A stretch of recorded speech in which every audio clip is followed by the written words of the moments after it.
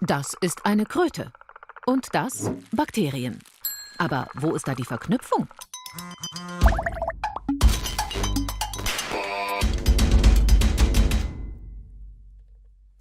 Um das herauszufinden, besuchen wir Vincent Calvez in seinem Büro. Er ist Mathematiker, spezialisiert auf biologische Fragestellungen. Moi, ce qui m'intéresse particulièrement, c'est de mettre le vivant en équation, autant que possible. C'est-à-dire donc trouver des modèles, des équations qui décrivent des problèmes du vivant. Et une fois que ces équations sont bien comprises, d'essayer de mieux comprendre le vivant à travers ces modèles. Bereits zu Beginn seiner Karriere hat sich Vincent für die Bewegung von Zellen interessiert. Da steht es.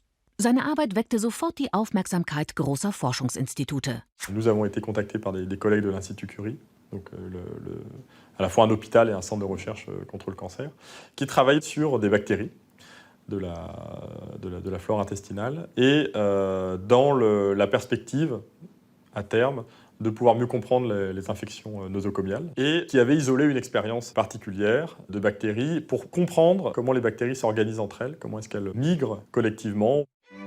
Bei diesem Versuch stellen die Forscher fest, dass die Bewegung einzelner Bakterien zwar chaotisch verläuft, kollektive Bewegungen jedoch gewisse Muster aufweisen. Ich beschleunige mal. Seht ihr es? C'est ce passage à l'échelle entre un individu et une foule qui, à mon avis, est intéressant à formaliser mathématiquement et où, mathématiquement, on peut, quelque part, par une seule équation, englober un nuage ou une foule tout entière, ce qui n'est pas évident à faire si on additionne 100 000 équations. Donc, quelque part, le travail de mathématicien, c'est de remplacer 100 000 équations par une seule équation pour la foule tout entière. Vincent macht sich an die Arbeit und wendet sehr persönliche Methoden an. Hier die erste. Il faut trouver une manière de trouver. Alors, je pense que chacun a sa manière de faire. Moi, j'ai été amené petit à petit, ça je me souviens depuis assez longtemps, à attendre.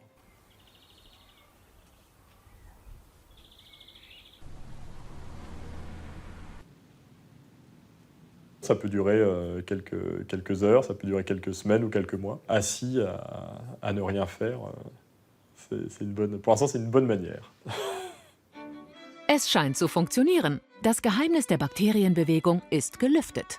Ce qui existait beaucoup dans la littérature, c'est qu'un nuage de bactéries ou une foule de bactéries, ça se modélise très bien comme un fluide. Mais on s'est rendu compte que d'une part, ça ne fonctionnait pas très bien par rapport à l'expérience qu'on avait sous les yeux.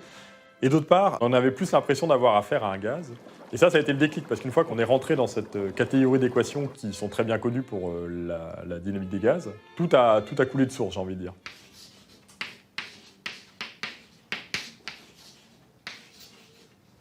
Voilà, donc ça c'est l'équation que j'ai beaucoup étudiée pour décrire ce fameux gaz ou nuage de bactéries. Et donc en deux mots, ça c'est les bactéries qui bougent, et ça c'est les bactéries qui changent de vitesse. On met tout ça dans la même équation, et ça fait une colonie de bactéries qui avance en bande.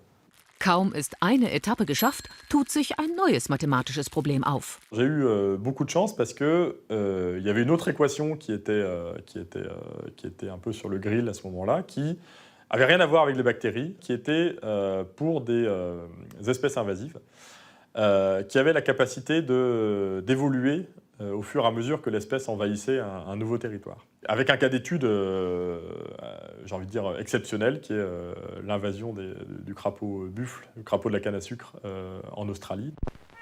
Die Agerkröte, auch Rhinella marina genannt, stammt aus Zentralamerika. Sie kann bis zu 2 Kilogramm schwer werden und ist für ihre Gefräßigkeit bekannt. In den 1930er Jahren wurde sie in Australien eingeführt, um einen Käfer zu bekämpfen, der Zuckerrohrfelder verwüstete. Doch seitdem hat sich die Agerkröte stark vermehrt und halb Australien bevölkert. Die Geschwindigkeit dieser Invasion beträgt etwa 60 Kilometer pro Jahr und nimmt beständig zu. Große ökologische Probleme sind die Folge. La raison pour laquelle ça accélère, l'hypothèse forte, et qui est certainement vraie, c'est qu'il y a donc de l'évolution.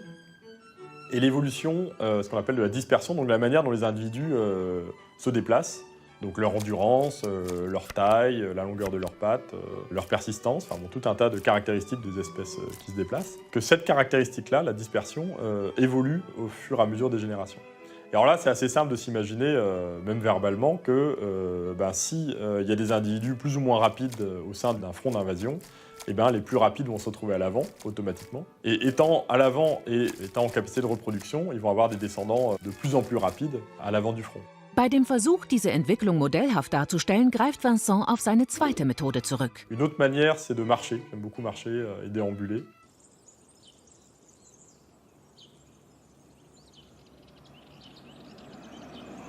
Ça m'est arrivé de marcher sur les quais de la Saône par temps de pluie pendant quelques heures en attendant. Und wieder Bingo! Vincent überträgt die Prinzipien der Bakteriengleichungen auf die Kröten.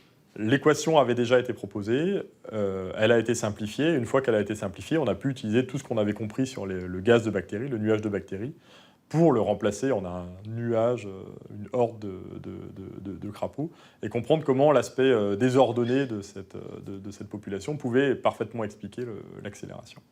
Donc il y a essentiellement les crapauds qui se déplacent, ceux qui se reproduisent et ceux qui sont en compétition pour les ressources.